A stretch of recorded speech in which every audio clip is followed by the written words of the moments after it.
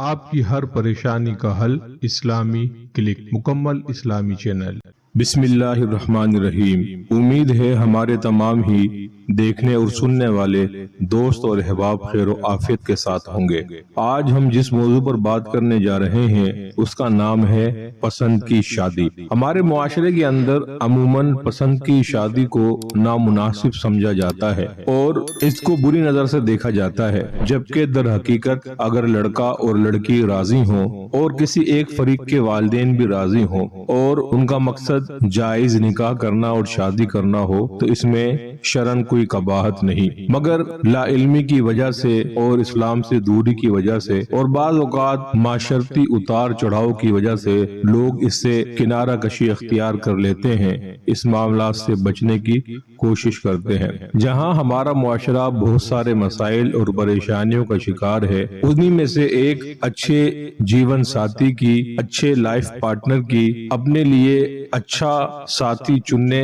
کا معاملہ بھی ہے۔ اگر یہ کہا جائے تو غلط نہ ہوگا کہ آج کے دور میں بڑی خوش نصیبی ہی سے کوئی اچھا ساتھی مل پاتا ہے، کوئی اچھا شریک حیات مل پاتا ہے۔ عموماً ہمارے وہ دوست احباب اور وہ بہنیں جو گھر سے باہر نکل کر کام کاج کرنے والی ہیں، کسی بھی شعبے سے وابستہ ہو کر اپنے لیے رزق حلال کے لیے کوششیں کرتی ہیں، عموماً ان کو اپنی زندگی کے اندر کوئی نہ کوئی رفیق، کوئی نہ کوئی ساتھی، کوئی نہ کوئی ایسا شخص مل جاتا ہے جو ان کے معیار پر پورا اترتا ہے، اور یہ معاملہ دونوں طرف سے ہوتا ہے، لڑکی کی طرف سے بھی اور لڑکے کی طرف سے بھی۔ پھر ایک دوسرے سے شادی کرنے کے لیے جب نکاح کا پیغام، شادی کا پیغام بھیجا جاتا ہے تو کسی ایک فریق کے والدین تیار نہیں ہوتے اور انکار کر دیتے ہیں۔ پھر ہمارے معاشرے میں جہاں قدم قدم پر ہی دو نمبر اور جعلی لوگوں اور جعلی عاملوں کا راج اور دور دورہ ہے، وہاں پر ایسے جعلی عامل اور دو نمبر لوگ اس کام سے، اس موقع سے خوب فائدہ اٹھاتے ہیں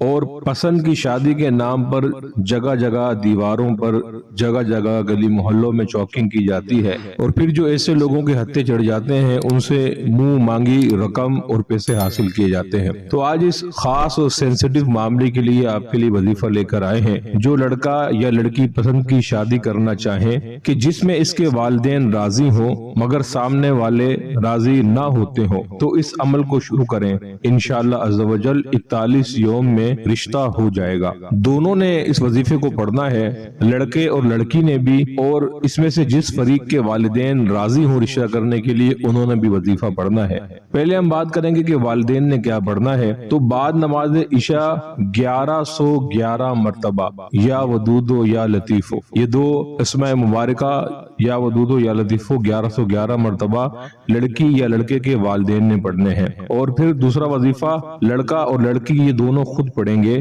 اس وظیفے کو۔ بعد نماز عشاء 1111 مرتبہ یا جامعوں اول و آخر 11 بار درود شریف پڑھیں۔ پڑھتے وقت ان گھر والوں کو تصور ذہن میں رکھیں جو رشتے کے لیے راضی نہیں ہوتے۔ انشاءاللہ تعالی اس وظیفے کی برکت سے، اس عمل خیر کی برکت سے اس نیک کام میں جو بھی رکاوٹ ہوگی وہ رکاوٹ دور ہو کر رشتہ ہو جائے گا۔ اللہ تبارک و تعالی سے دعا ہے جو کوئی ہمارا دوست، ہمارا ساتھی اس وظیفے کو اختیار کرے، اللہ ان کو ان کے مقصد میں کامیابی عطا فرمائے۔